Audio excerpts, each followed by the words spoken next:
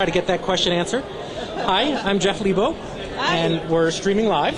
I'm recording video. And we just got a question about, for someone who wants to use this kind of new media and podcasting in their class, what are some good examples that people could look to as examples? I believe her students are 11 and 12. And where are you, Chrissy? Are you in New Zealand? Yes, I'm in New Zealand. Okay. And I'll let you ask the question. And I'm sorry, first I'll ask you to tell us who you are. I'm Dr. Kathy King. I'm a professor at Fordham University here in New York City, and I'm co-host of Podcast for Teachers. Episode 81 just Exactly. Thank you. Jeff, I recognize your name, too. We do EdTech Talk. And okay, sure, yeah. All right, you're on with Dr. King, Chrissy, if you want to ask your question again. Hello, Dr. King. Hello. It's Chrissy here from New Zealand. I have 11 and 12-year-old students, and we're about to begin learning how to podcast. And I was wondering if you could recommend who my students should listen to get a really good example of what makes a good podcaster. Okay, and are you thinking of some podcasts that students would have done? Yes. Okay, I think some very good ones, if you go to do a search for Jeff Bradley and IPS Bradley, you'll find some very good ones that he and his students have done on a variety of topics. He has several different ones, and they're collaborative ones that his students have developed. Some of them are on science. Those are middle school and high school. Also can mention Jocelyn Todd. Those are middle school. Those tend to be in the science area. What's your content area? We teach the whole lot. The whole lot.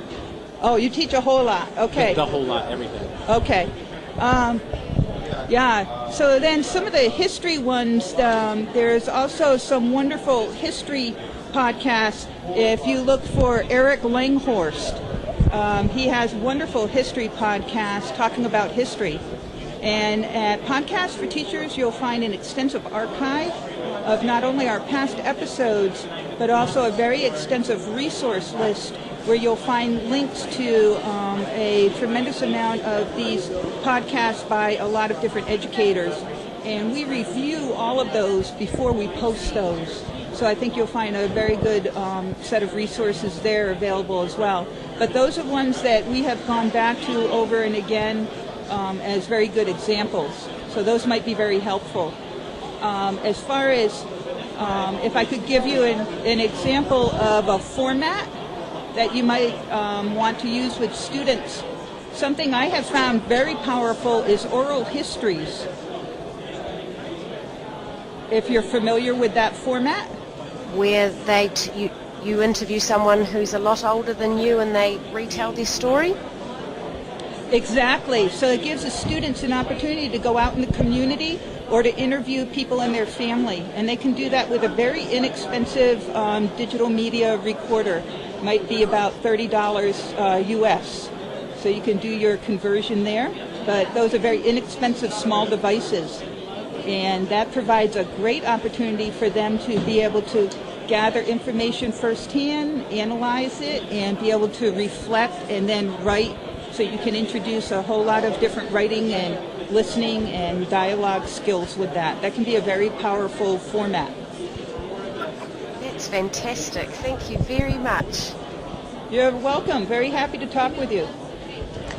That's pretty cool, huh? Talking to New Zealand. That's tremendous. I'm just wondering, in general, also, how your event has been and what sense you're getting for the educational realm of podcasting and new media. We've had a very, very good event. We've actually had a podcasting education strand here at PodCamp New York City, and BX Media has been one of the sponsors, and so we've helped coordinated that.